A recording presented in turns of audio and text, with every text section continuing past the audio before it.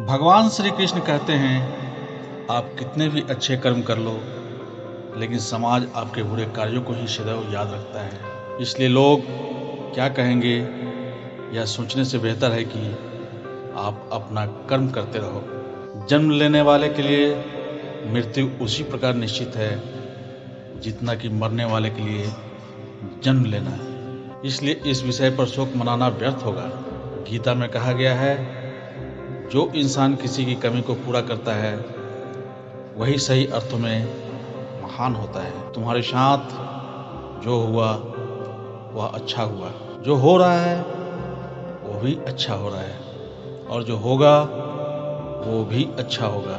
गीता के अनुसार जिंदगी में हम कितने सही हैं और कितने गलत हैं यह केवल दो लोग जानते हैं, एक परमात्मा और दूसरी हमारी अंतरात्मा।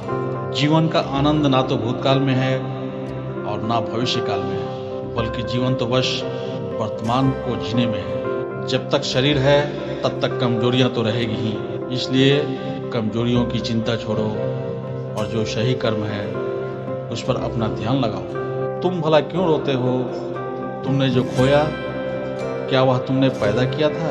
आज जो तुम्हारा है वह कल किसी और का होगा, क्योंकि परिवर्तन ही संसार का नियम है। किसी का अच्छा ना कर सको तो बुरा भी मत करना, क्योंकि दुनिया कमजोर है लेकिन दुनिया बनाने वाला नहीं। यदि कोई व्यक्ति विश्वास के साथ इच्छित वस्तु को लेकर चिंतन करता है तो वह जो चाहे वह बन सकता है। किसी का अच्छा ना कर सको तो बुरा भी मत करना, क्योंकि दुनिया कमजोर है लेकिन दुनिया बनाने वाला नहीं। सच्चा धर्म यह है कि जिन बातों को संसार अपने लिए अच्छा नहीं समझता उन्हें दूसरे के लिए भी प्रयोग न करे। कोई भी व्यक्ति अपने विश्वास से बनता है, वह जैसा विश्वास करता है उसी अनुरूप बन जाता है। मन अशांत है और उसे नियंत्रित करना कठिन है, लेकिन अभ्यास से इसे बस में किया जा सकता है। मेरे लिए समस्त प्राणी समान है, ना तो कोई मुझे अत्यधिक प्रिय है और ना ही कम,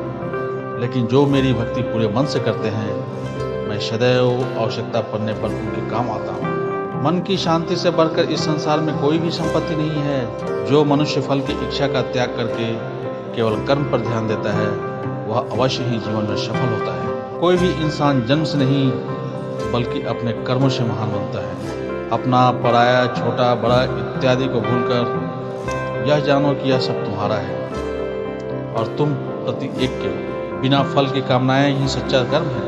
ईश्वर चरण में हो समर्पण, वही केवल धर्म है। जो व्यक्ति क्रोध करता है उसके मन में भ्रम पैदा होता है, जिससे उसका बौद्धिक तर्क नष्ट हो जाता है और तभी व्यक्ति का धीरे धीरे पतन होना शुरू हो जाता है। गीता में लिखा गया है, जब इंसान की जरूरत बदल जाती है तब इंसान के बात करने का तरीका भी बदल जाता है। इस संपूर्ण संसार में जीवन में सफलता का ताला दो चाबियों से खुलता है, एक कठिन परिश्रम और दूसरा दृढ़ संकल्प। जो मन को नियंत्रित नहीं करते उनके लिए वह शत्रु के समान कार्य करता है। कठिन परिश्रम से बचने के लिए व्यक्ति को भाग्य और इच्छा जैसे हानों के बजाय चुनौतियों का सामना करना चाहिए। गीता में कहा गया है, कोई भी अपने कर्म से भाग नहीं सकता, कर्म का फल तो भुगतना ही पड़ता है।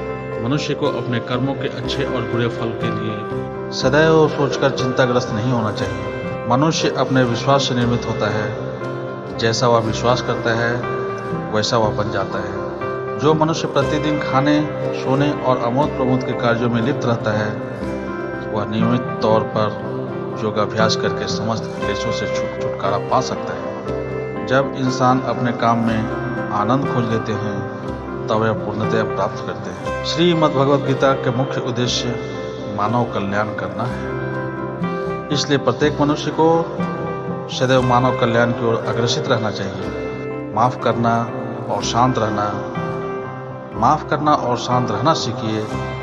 ऐसी ताकत बन जाओगे कि पहाड़ भी रास्ता देंगे। व्यक्ति को अपने इंद्रियों को वश में रखने के लिए बुद्धि और मन को नियंत्रित रखना होगा। जो होने वाला है वह होकर ही रहेगा, जो होने वाला है वो होकर ही रहता है, और जो नहीं होने वाला है वह कभी नहीं होता है।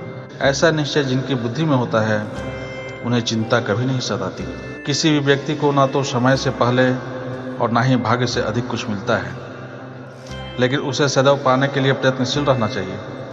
इंसान हमेशा अपने भाग्य को कोसता है, यह जानते हुए भी कि भाग्य से भी ऊंचा उसका कर्म है जो स्वयं उसके हाथों में है। व्यक्ति को आत्मज्ञान के माध्यम से संदेह रूपी अज्ञानता को समाप्त करना चाहिए। मैं उन्हें ज्ञान देता हूँ जो सदा मुझसे जुड़े रहते हैं और जो मुझसे प्रेम करते हैं। सत्य कभी दावा नहीं करता कि मैं सत्य हूँ, लेकिन झूठ हमेशा दावा करता है कि मैं सिर्फ और सिर्फ मैं ही सत्य हूँ। परिवर्तन संसार का नियम है। समय के साथ संसार में हर चीज़ परिवर्तित होती है। हालांकि मैं भूत, भविष्य और वर्तमान काल के तीनों जीवों को जानता हूँ, लेकिन मुझे वास्तव में कोई नहीं जानता।